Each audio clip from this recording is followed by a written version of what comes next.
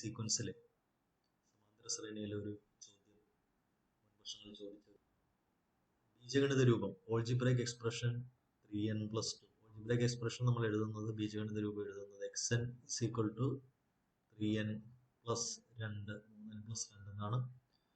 അതിലെ A part ഒന്നാം പദം എന്നാണ് x1 n-ന്റെ സ്ഥാനത്ത് 1 എന്ന് കൊടുത്താൽ 3 into 1 plus 2 3n എന്ന് പറഞ്ഞാൽ 3 into 1 is 3 plus 2 5 എന്ന് ഉത്തരം കിട്ടും.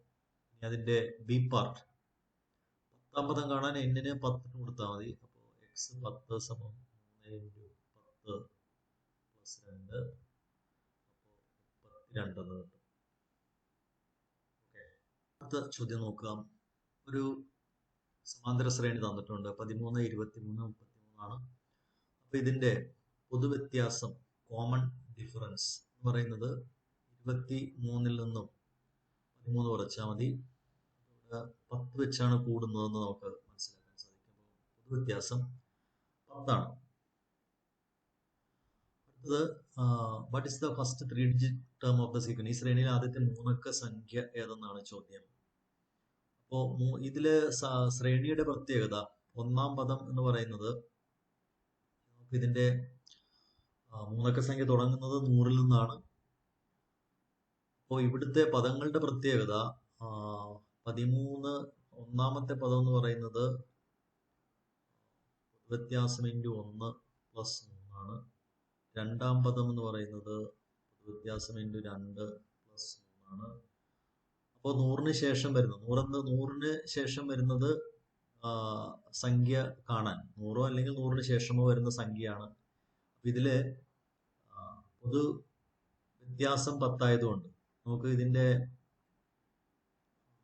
പൊതുവായ രൂപം വേണമെങ്കിൽ എഴുതി നോക്കാം. അങ്ങനെ വേണമെങ്കിൽ ചെയ്യാം. xn കാണാൻ dn plus F minus D ഉപയോഗിക്കാം. അപ്പോൾ 10n plus F minus D എന്ന് പറയുന്നത്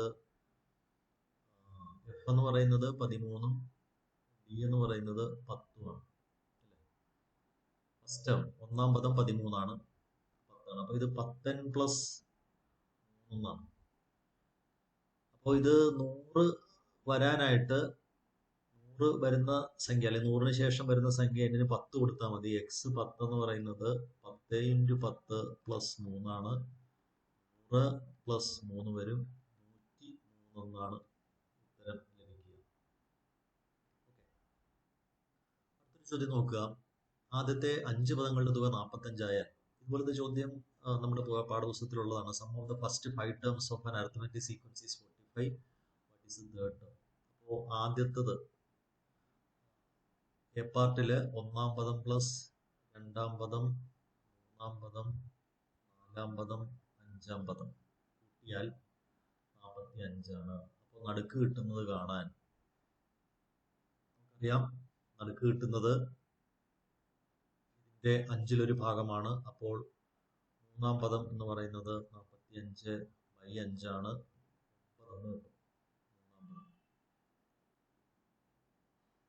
ഇതിന്റെ ബി പാർട്ട് പൊതുവ്യത്യാസം 4-ആയ സമാന്തര ശ്രേണിയുടെ ആദ്യത്തെ 2 പദങ്ങൾ എഴുതാൻ മൂന്നാം പദം ഉള്ളത് കൊണ്ട് രണ്ടാം പദം കാണാൻ മൂന്നാം പദത്തിൽ നിന്നും പൊതുവ്യത്യാസം കുറച്ചാൽ മതി. 9-ൽ നിന്ന് 4 കുറയ്ക്കുമ്പോൾ 5 കിട്ടും. അതുപോലെ ഒന്നാം പദം വീണ്ടും 5-ൽ നിന്ന് 4 കുറച്ചാൽ ഇതിന്റെ സി പാർട്ടാണ്. ആദ്യത്തെ 5 പദങ്ങളുടെ തുക 45-ആയ ഒരു സമാന്തര ശ്രേണി എഴുതുക. ഇപ്പൊ നമുക്ക് കിട്ടിയ ശ്രേണി എന്ന് പറയുന്നത് 1 4 കൂട്ടി 5 വീണ്ടും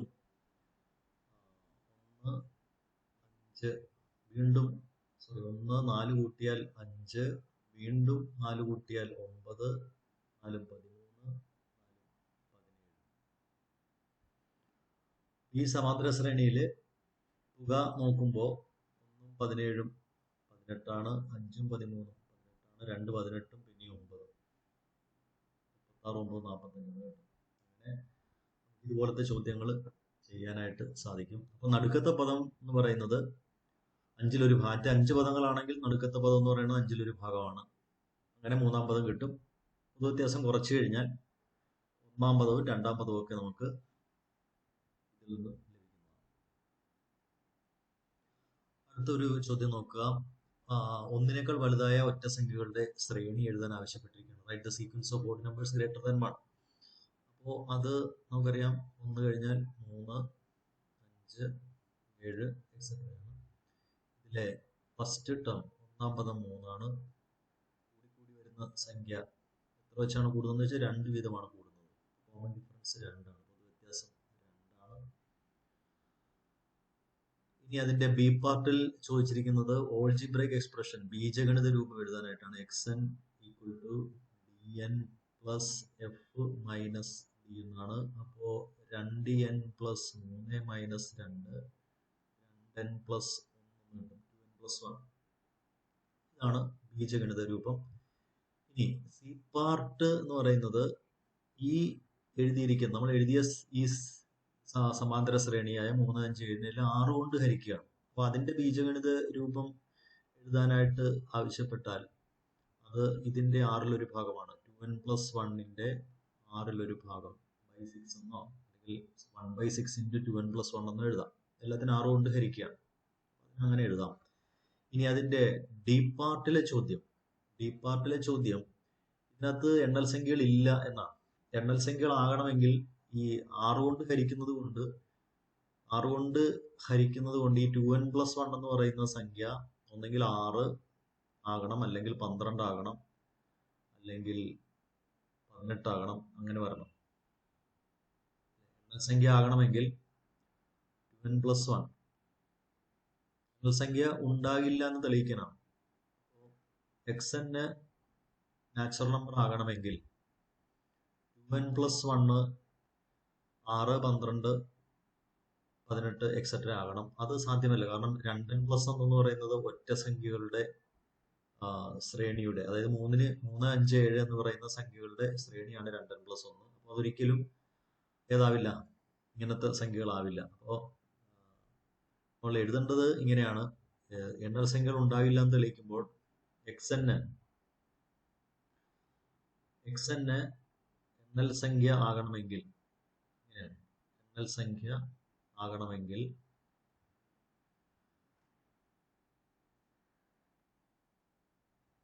ആകണമെങ്കിൽ 2n പ്ലസ് 1 എന്നത് 6, 12, 18 എക്സെട്ര എന്നീ സംഖ്യകളാകണം.